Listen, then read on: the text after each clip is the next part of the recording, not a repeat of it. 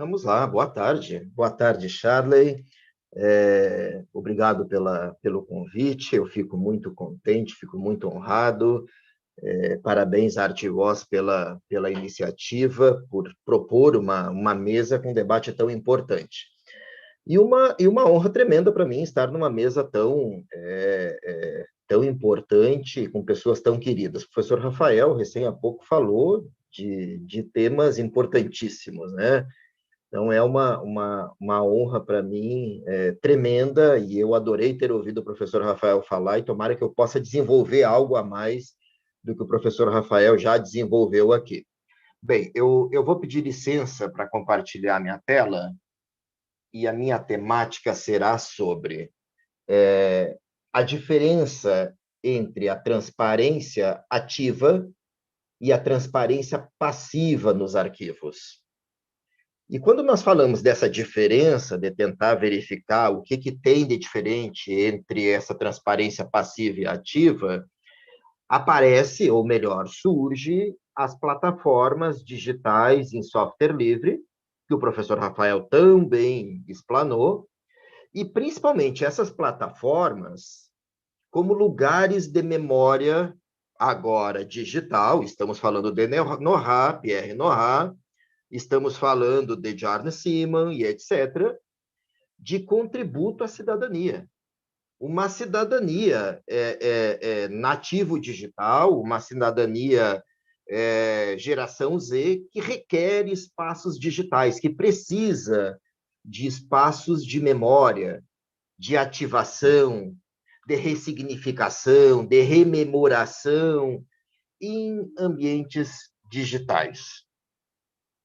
Para começar, vamos começar dialogando sobre essa diferença entre o que é acesso, o que é difusão. Primeiramente, sobre acesso. Acesso é a transparência passiva.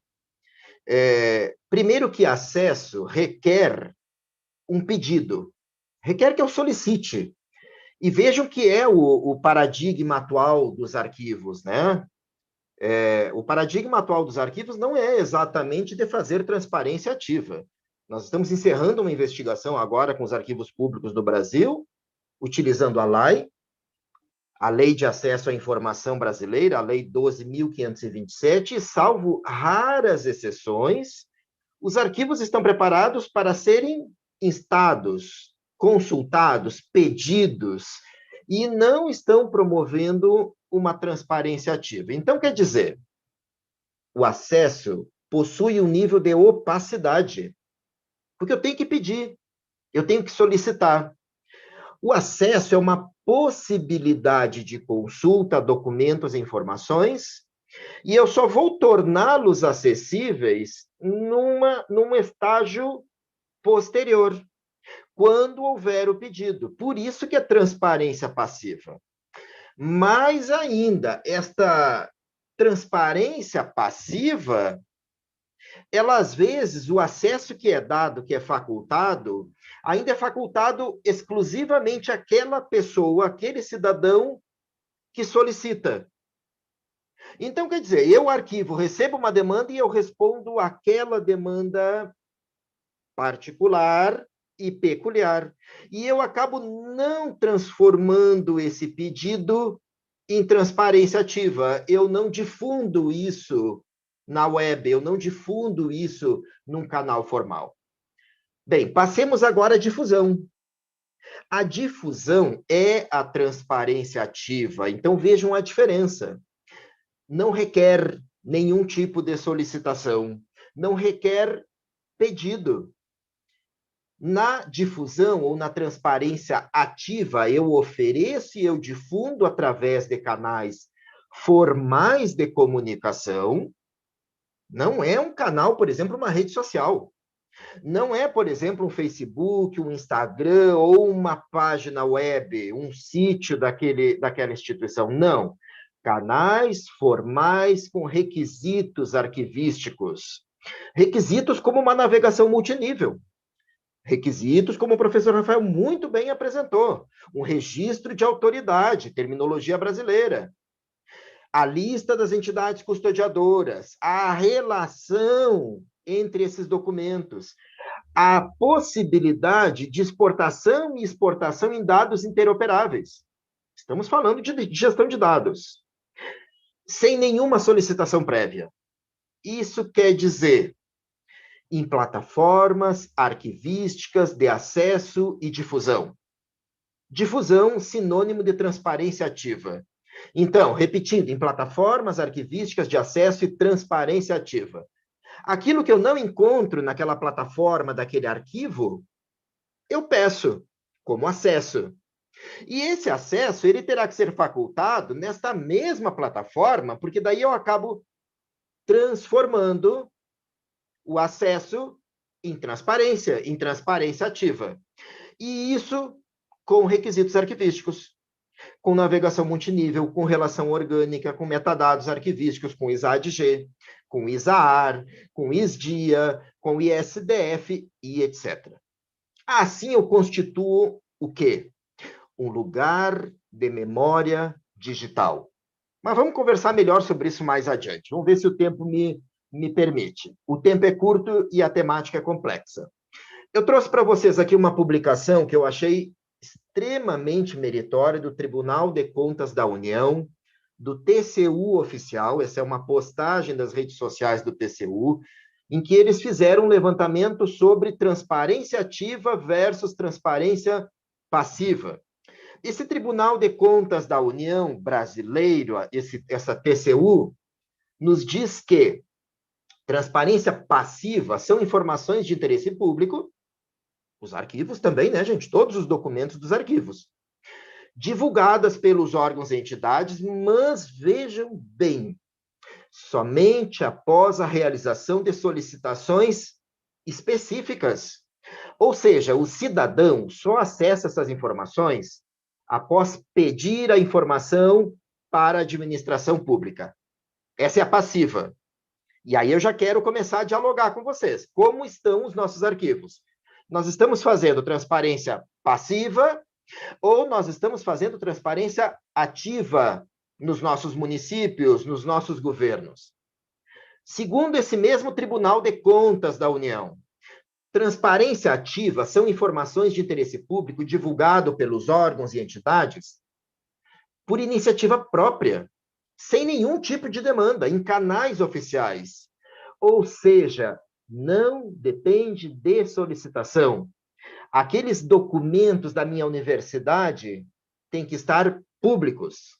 Aquela ata do conselho do meu curso, do meu instituto, aqueles dados de pesquisa têm que estar públicos, transparentes, porque se não ferem privacidade, não estão classificados em grau de sigilo, tem que estar público.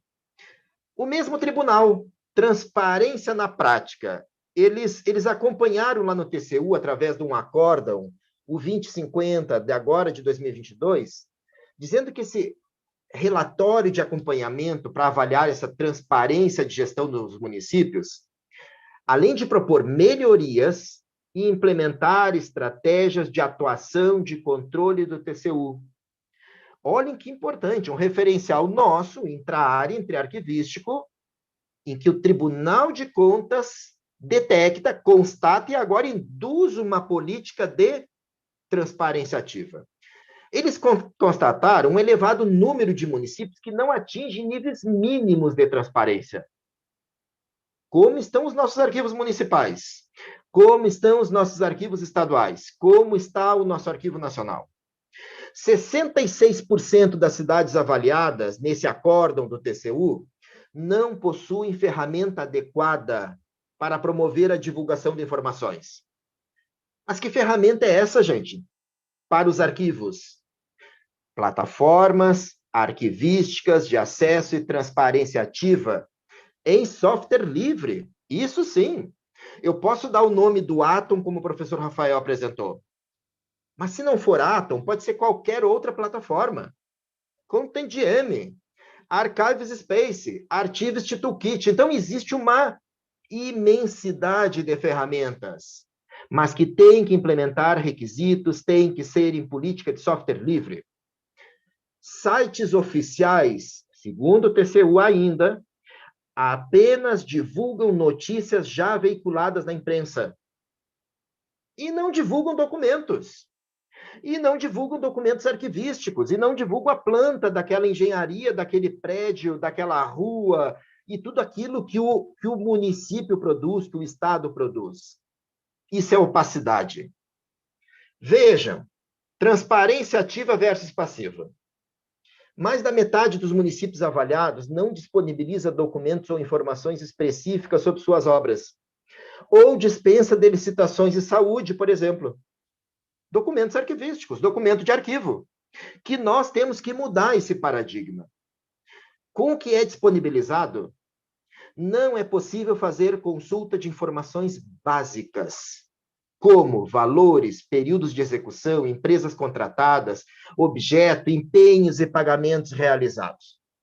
Então, vamos fechar a parte do TCU, desse Tribunal de Contas da União daqui do Brasil. Fica evidente que está faltando uma plataforma arquivística de acesso e difusão, ou seja, de transparência ativa, um lugar de memória. E um trabalho muito mais proativo dos arquivos e arquivistas, de gestão de documentos e de preservação digital sistêmica, no sentido de implementar essas plataformas, RDC Arques, de patrimonializá-las junto aos cidadãos como lugar de memória, porque o cidadão tem que reconhecer esse lugar como seu. A praça, que é sua, o arquivo do Estado, que é seu, aquele prédio, a biblioteca, naquela praça, que é sua, aquele prédio, aquela edificação. Mas nós estamos em 2022. E essa sociedade, essa geração, requer lugares digitais de memória. Lugares que me permitam ressignificar, cruzar informações, porque a memória não se ativa num vazio. A memória não se ressignifica num vazio, num correio eletrônico, num e-mail. Os arquivos precisam criar lugares de memória digital. Precisam garantir lugares de difusão, de transparência ativa em software livre como Atom.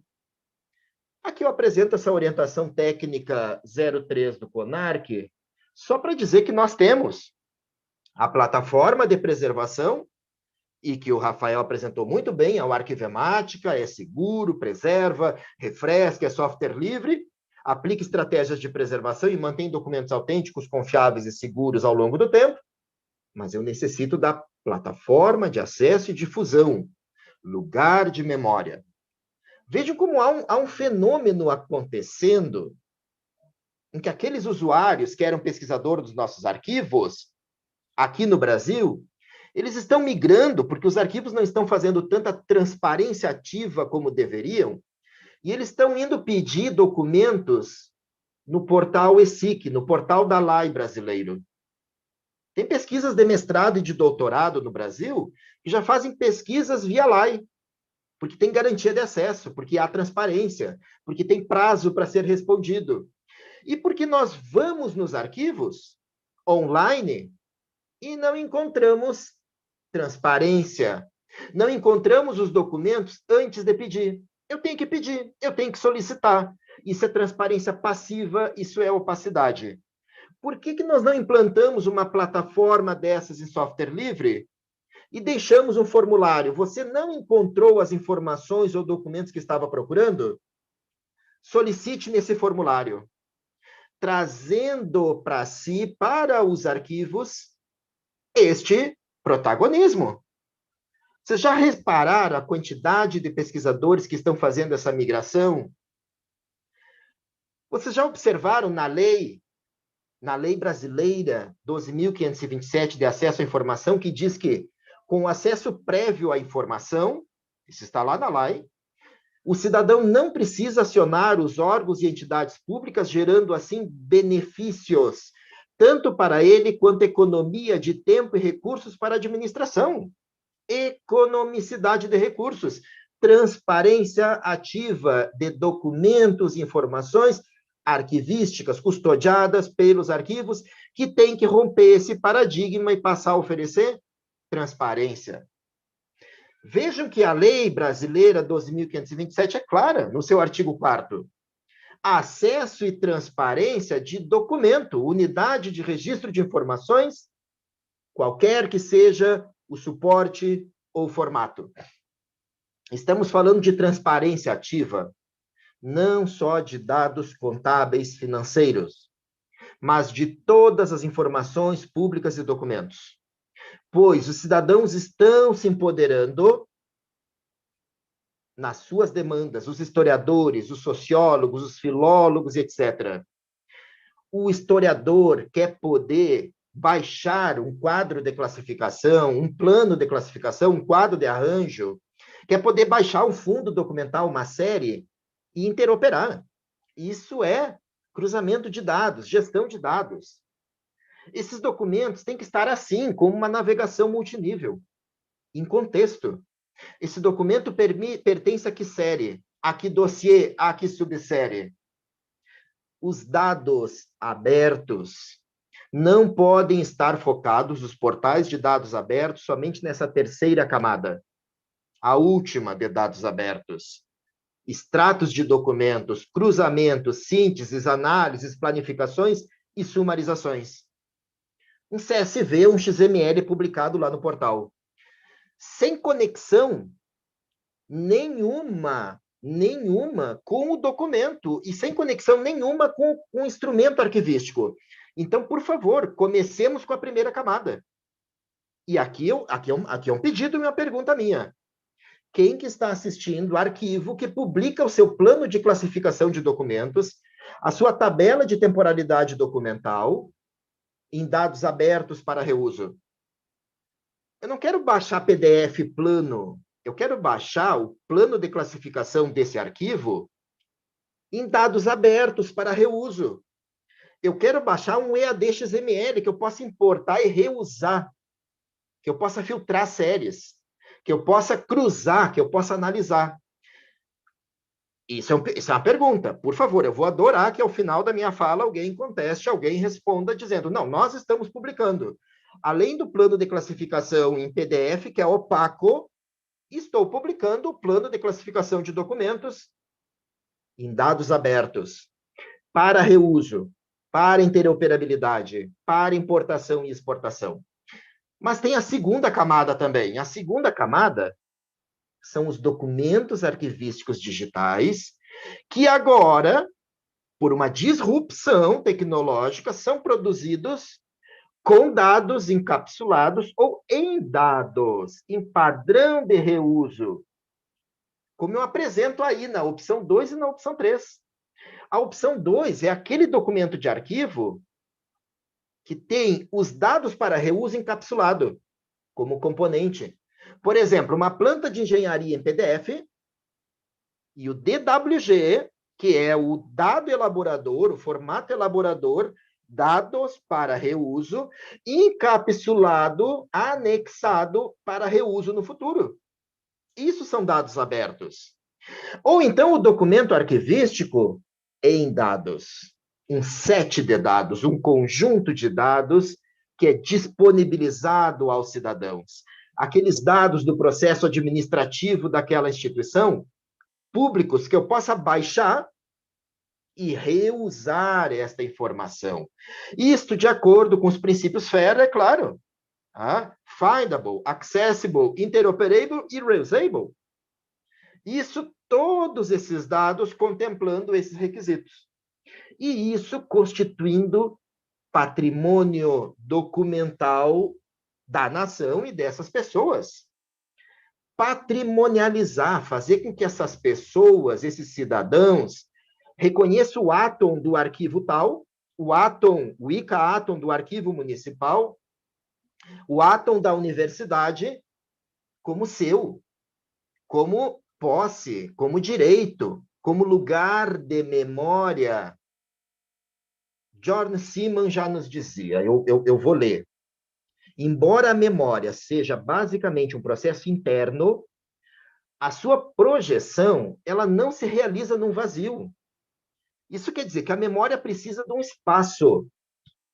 E se nós estamos falando de lugares digitais, os arquivos precisam de um espaço para ativação e estimulação da memória.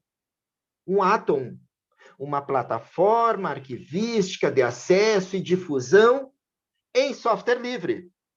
Essa é a pergunta. Qual é o locus que nós estamos implementando nos nossos arquivos para os nossos usuários, para os nossos cidadãos? Plataformas arquivísticas de acesso e transparência ativa com requisitos. A terceira entidade externa do modelo AIS, da norma ISO Internacional 14.721. É a última mensagem. Acho que o tempo está bom, tá? Não, dei uma corrida. Tem que ser software livre. Se nós estamos falando de dinheiro público, public money, ou documento público, software livre. Software livre nos arquivos. Uma política pública de software livre nos arquivos. Essa política pública tem que ser elaborada, gestada e emanada pelas instituições arquivísticas, pelos arquivistas. Por quê? Porque documentos públicos não podem, veja, eu vou ler lentamente.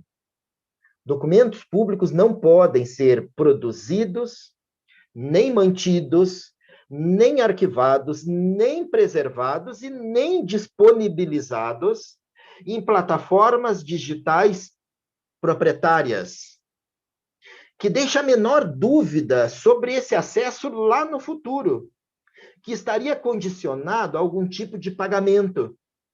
Meu arquivo não tem dinheiro para pagar, acabou o acesso. Do documento público, isso não pode, isso é inconcebível.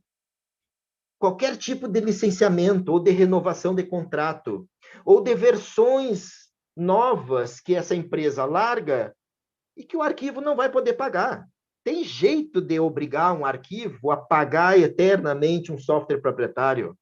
É só criar uma licença, uma versão nova, com novas funcionalidades.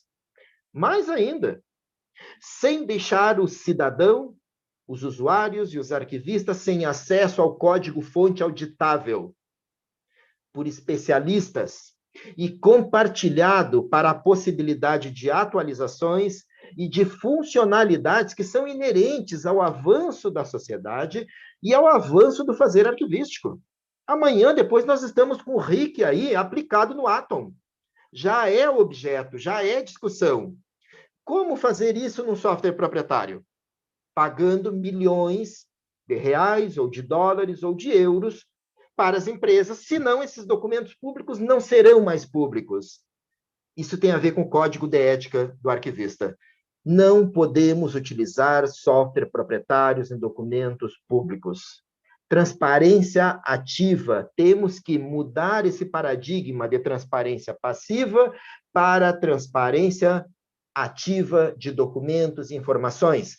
E essa transparência tem que ser em um lugar adequado, em um lugar de memória digital, uma plataforma arquivística de acesso e transparência ativa em software livre.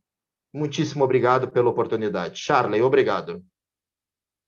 Muito bem, deixa eu me recuperar aqui depois né, desse conteúdo maravilhoso, né? A forma né, que você trouxe essa ideia né, dessa plataforma aberta ser né, a forma, de fato, da informação ostensiva, né? Eu acho que existe muito essa questão né, dessa transparência ativa e transparência passiva. Esses conceitos são muito bons. Eu acho que chega a um nível né, que a gente precisa discutir exatamente, né? Para que lado vai uma qualidade que a gente precisa ter em relação à informação pública, né? Muito bem. Temos várias participações aqui, muitos parabéns aqui também. Temos aqui o momento, agora a ideia é a gente né, juntar um pouco as questões, temos mãos levantadas também, mas deixa eu pegar aqui um comentário né, da Simone Fernandes, minha colega aqui na FESP, né, colaboradora aqui na Chivos também. Ela diz assim, o que o professor Daniel vem comentando, a professora Durante já tinha alertado há pelo menos uns 20 anos, né, conforme citado por Rondinelli no seu livro sobre gestão eletrônica de documento. Né? A professora tinha a preocupação em relação aos documentos eletrônicos, no caso, né? E a sua gestão precária, a falta de discussão e diálogo com os arquivos históricos tradicionais, né? Então, que normalmente possuem já uma atividade de difusão.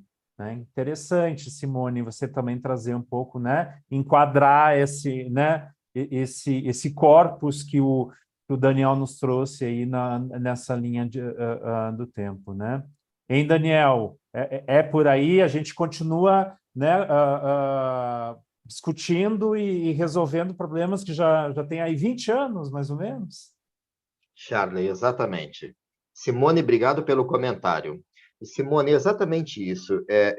Embora os problemas já sejam antigos, mas agora a gente tem demandas novas.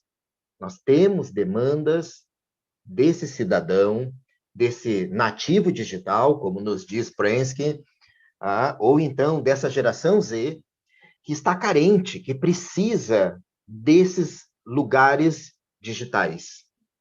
Essa geração Z, ela não quer voltar ao banco, a ter que ir no banco e assinar uma caderneta para fazer um saque. Ela quer achar isso online, ela quer achar como ela encontra os catálogos das bibliotecas online, acesso de periódicos, ela quer achar os documentos online. Ela quer portais para checagem de misinformação, desinformação. E ela não sabe exatamente se esse lugar pode ser uma rede social, como Facebook, Instagram e etc. Não. Twitter, ou até a nova que surgiu agora aqui no Brasil, maior moda. Não. Nós precisamos pedagogicamente patrimonializar. Nós precisamos ensinar esse coletivo da cidadania de que é possível a construção de lugares de memória digital. É possível ter um lugar de ativação, de rememoração, de ressignificação da memória, aonde um documento vai estar interconectado com outro, uma série com outra, e não só arquivísticos.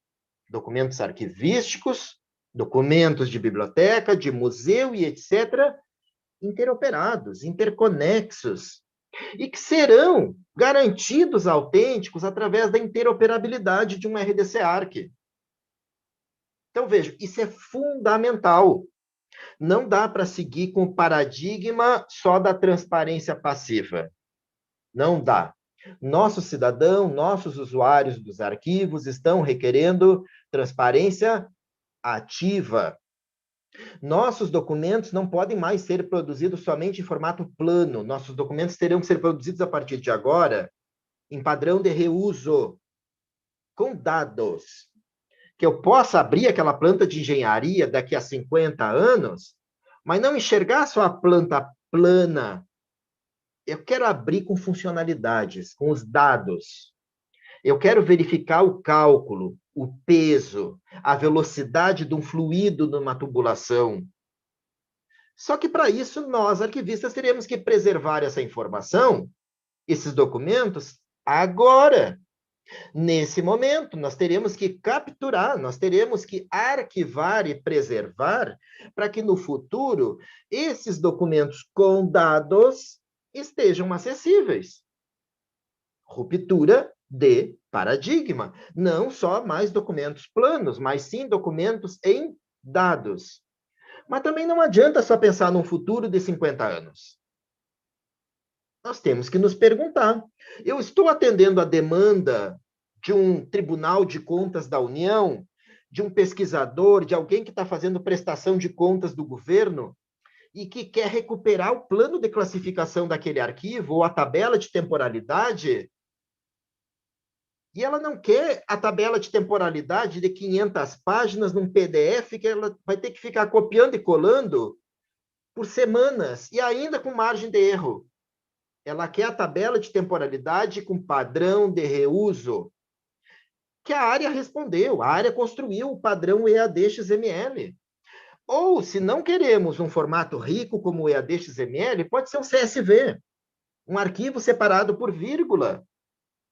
Então, é isso que eu quero nos arquivos, é isso que nós, cidadãos, queremos. Chegar no arquivo do município tal, cadê o plano de classificação em dados abertos? Eu não quero o PDF está lá, mas eu quero reusar, eu quero analisar. Então, eu quero baixar esse CSV importar e fazer cruzamentos e análises. É uma ruptura de paradigma. Simone, muitíssimo obrigado pela colocação.